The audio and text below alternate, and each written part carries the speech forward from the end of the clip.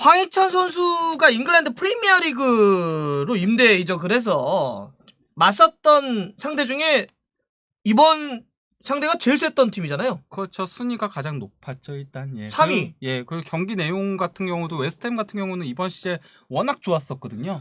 바로 직전에 그러니까 A매치 브레이크 들어가기 직전에 리버풀을 잡은 팀입니다. 예, 거기다 프리미어리그 4연승을 달리고 있었고 와. 또 이제 공식 대회를 따지더라도 7경기 6승 1무 무패였거든요. 굉장히 좋은 흐름이었어요. 그래서 최근에 이제 황희찬 선수가 뭐 리버풀 연결설도 있었고 리버풀 에코지라든지 이런 데에서 주목도가 올라가고 있고 뭐 저 웨스트햄 같은 경우는 울버햄튼 쪽에서는 황희찬 선수의 완전 영입도 계속 이제 뭐 이야기들이 흘러나왔고 그런데 이렇게 센 팀을 상대로 해서도 어느 정도 활약을 해줄 것이냐 이거에 따라서 또 하나 가치 평가가 달라질 수 있으니까 관심을 좀 모았는데 일단 움직임이 굉장히 가볍네요. 지난 팰리스전과는 조금 달랐죠. 네, 팰리스전은 솔직히 말하면 황희찬 선수가 프리미어리그 와서 가장 안 좋았던 경기였잖아요. 어려웠어요. 솔직히 어려웠던 경기고 그때 0대2로 졌고 당시 나왔던 뭐 라울이라든지 황희찬 선수 해서 공격 라인들 전체 다 합쳐가지고 유스팅이 2개밖에 없었습니다. 좀 힘들었던 경기.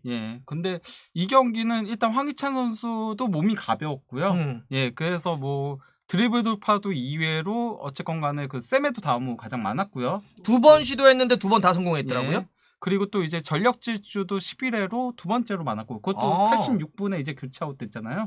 어쨌든 다 뛴 거는 풀타임은 아닌데도 전력 질주가 2번째로 많았다. 뭐 킥패스도 하나 기록을 했고 뭐 롱패스도 중에 보니까 3개 시도했는데 2개 성공시켰고.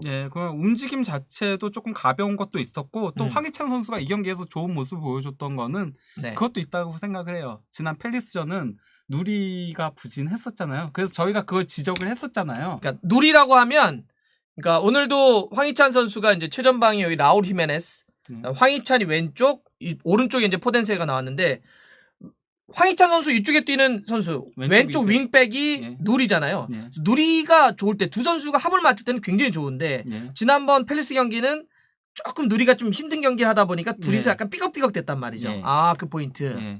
어쨌건 간에 그래도 경기 초반 한 20분까지는 웨스트햄이 경기를 주도를 했어요. 슈팅도 3대 0인가요? 슈팅만 놓고 봤을 때. 그러니까 울버햄튼이 슈팅이 하나도 없을 정도로 초반까지는 그래도 확실히 웨스트햄이 왜 이번 시즌 강한가를 보여줬었는데. 그러게요.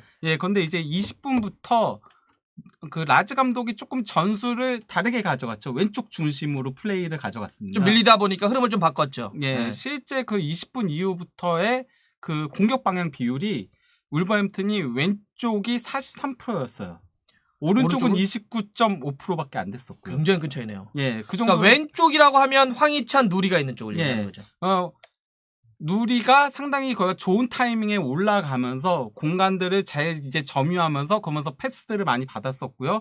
그리고 거기에 이제 적재적소에 무티뉴 선수가 패스 공급을 해주고 또 황희찬 선수가 침투에 들어가면서 이런 움직임들이 상당히 잘 맞아 들어가면서 그러면서 울버햄튼이 주도권을 가져오기 시작을 했거든요. 그래서 무티뉴라고 하면은 중미 쪽에서 왼쪽을 봤던 선수예요. 그러니까 전체적으로 좀 왼쪽을 상당히 많이 활용을 했다는 거죠. 중미 쪽의 왼쪽 미드필더였던 무티뉴. 그다음에 왼쪽 윙백이었던 누리, 왼쪽 윙포드였던 황희찬, 약간 3백이 왼쪽에 있던 로맹사이스의 후방 이렇게 찔러주는 연결까지 해서 왼쪽을 상당히 많이 해서 와 완전 주요 루트의 그 어떤 흐름을 충분히 보여줬죠. 그래서 이제 뭐 아까 그 20분경까지 웨스트햄이 슈팅 3회를 했었다고 했잖아요. 하지만 전반전 전체를 놓고 보면은 울버햄튼이 슈팅 7대3으로 20분 이후부터는 울버햄튼이 7개를 가져간 거예요. 그렇죠. 그러니까 왼쪽으로 약간 브루노 라지 감독이 축을 옮겨놓고 그쪽을 활용을 하면서는 그 이후부터는 웨스트햄이 슈팅을 못 때렸다는 얘기예요. 전반전은. 거기다 점유율도 66대34.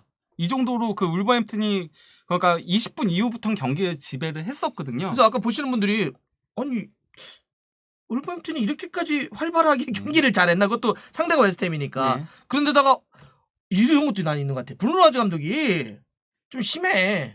황희찬 너무 애정해. 그러니까 왜냐하면 이런 거잖아요. 아시아 지역에서 어쨌든 예선을 치르고 가면 우리 경험 많잖아요. 아무래도 이동거리들이나 이런 게 있기 때문에 물론 이번에는 1차전은 한국에서 2차전은 중동에서 열렸기 때문에 조금은 뭐 시차에서 있다고 하지만 그래도 보면 조금 출전 시간을 조절을 하는데 막판에 조금 빼놓고는 거의 사실상 또 90분 가까이 뛰게 했는데 상당히 중용을 해요.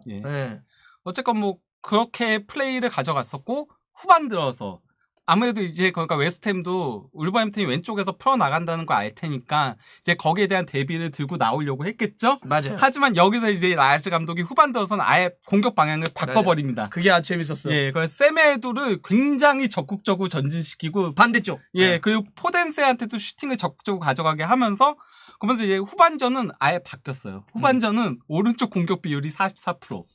반면에 왼쪽은 26%밖에 안 됐습니다. 그러니까 그게 이제 흐름을 그러니까 되게 오늘은 브루노 라지 감독이 머리를 잘 쓴 거죠. 예. 그래서 웨스트햄이 그 황희찬의 왼쪽을 막으려다가 벤 존슨이 굉장히 고생을 해가지고 네. 거기를 강화할까 후반전에 했더니 이쪽으로 오른쪽으로 옮겨서 그쪽 두들겨 패더라고. 예. 결국 그래서 골도 거기서 나왔죠. 맞아요. 예. 예. 그러면서 연결돼서 이제 그게 마지막에 포덴세의 크로스를 이제 라우리 메네스가 넣었죠. 예. 라우리 메네스도 굉장히 움직임이 좀 많이 가벼워지는 것 같아요. 예, 그러니까 이번 경기에서는 그 히메네스가 아까 그 전력 지수 2위가 황희찬 선수라고 했잖아요. 네네네. 최다가 바로 히메네스였습니다. 19회였어요. 자, 그렇게 이제 브루노 라지 감독이 머리를 좀 잘 썼다. 네. 수싸움에서 좋았다라고 하는 거하고 황희찬 선수 얘기를 좀 했으니까 아니 아쉬운 거, 난 되게 안타까운 중에 하나가 일단은 핸드볼. 예. 그거는 아까도 같이 보면서 이건 부러워야 된다. 예. 그러니까 그 황희찬 선수의 크로스를 벤 존슨이 이렇게 팔을 뒤로 빼면서 어떻게 막았죠. 되냐면 이렇게 올렸을 때 이렇게 하잖아 이렇게 예. 팔을 이렇게. 예. 근데 이 팔이 여기 뒤에 걸렸다고. 예. 그러니까 아까 얘기할 때 저 부자연스럽다. 예. 그다음에 동작을 일부러 좀 크게 하는 행위를 할 때도 맞으면 볼 수 있는데 그래서 막 다 손 들었는데 감독이란다. 저 오늘 주심이 딘친입니다. 예. 아쉽죠 그 넘어갔죠. 장면. 예. 좀 아쉬워. 예. VAR 한번 좀 볼만했는데 뭐 일단 의도가 없었다고 했는데 그 장면 되게 안타까웠고 그런데 이거는 뭐 그냥 장면으로 안타까운 거고 플레이적으로도 사실 좀 아쉬움은 좀 있었어요.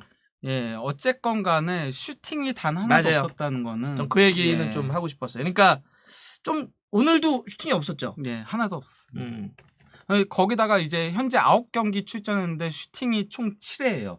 경기당 1개가 안 돼요. 그렇죠. 오늘 경기가 프리미어리그만 놓고 봤을 때 9번째 경기입니다. 네. 근데 9번의 경기를 하면서 모두 슈팅 때린 게 7개밖에 안 돼요. 네. 9경기에서 7개면 공격수인데. 그러니까요. 그 중에 4개의 유효 슈팅. 그러니까 7개를 때렸는데 4개를 골문 안으로 향하게 했고 그 4개가 다 골이었죠. 들어갔어요. 예. 이것까진 좋아요. 뭐 순도 100%까지 좋은데 근데 아무래도 공격수인데 7개 슈팅이라고 하는 거 특히 이제 오늘은 아예 슈팅이 없었고 그래서 오늘도 이제 보신 분들이 움직임 가벼워. 그다음에 이타적으로 플레이해. 오늘도 보면 아까 했지만 뭐 키패스라든지 계속 뭐 연결되는 이 장면들은 많아요. 그다음에 움직임도 왼쪽과 중앙으로 오가면서 계속 공간 만들어주고 연결하는 것까지 좋은데 많은 분들이 요 장면에서 한번 좀 때려보지. 예. 그런 슈팅의 적극성은 좀 더 가져도 될 것 같아. 예.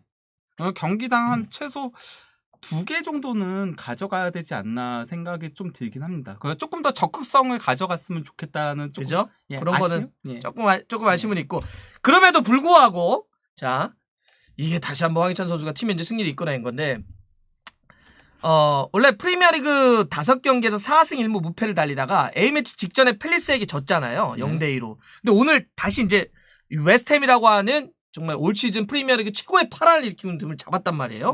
순위가 지금 실시간으로 올라와 있는데 6위입니다. 예. 심지어 황희찬 선수 오기 전까지는 승리가 없었죠. 울버햄튼이. 맞아요. 예. 와 6위까지고 맨유가 밀렸습니다. 울버햄튼에게 맨유가 밀렸어요. 울버햄튼 팬들한테는 황희찬 선수가 약간 좀 승리의 부적 같은 느낌이 들 것 같아요. 승리의 부적. 예. 아니 근데 실제로 오늘도 아다마가 거의 뭐 막판에나 들어오고 트링캉은 못 들어왔죠 끝까지. 예.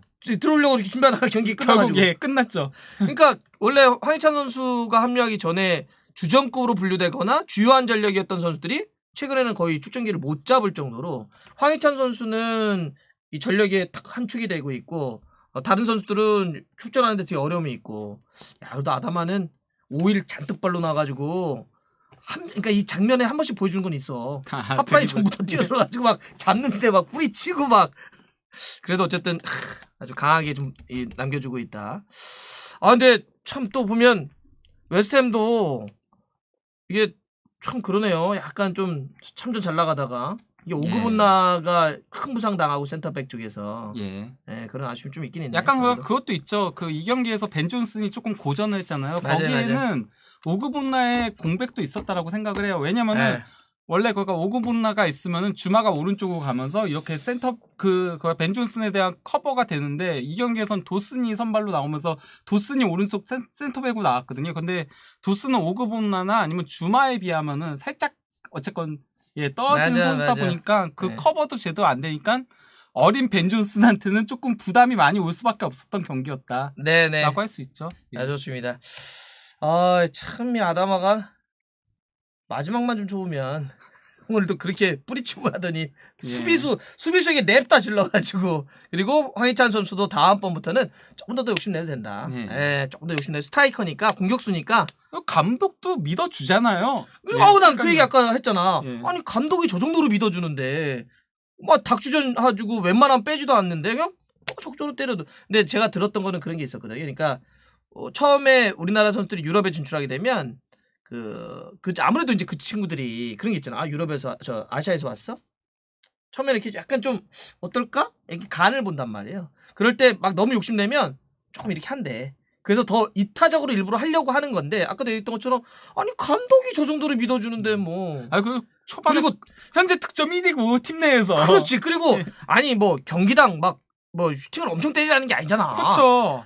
두세 개는 때리잖아. 두세 개. 공격수니까. 두세 개만. 지금 이 9경기에서 7개는 조금 적다. 요 얘기 정도만 하고 하지만 뭐 잘해주고 있습니다.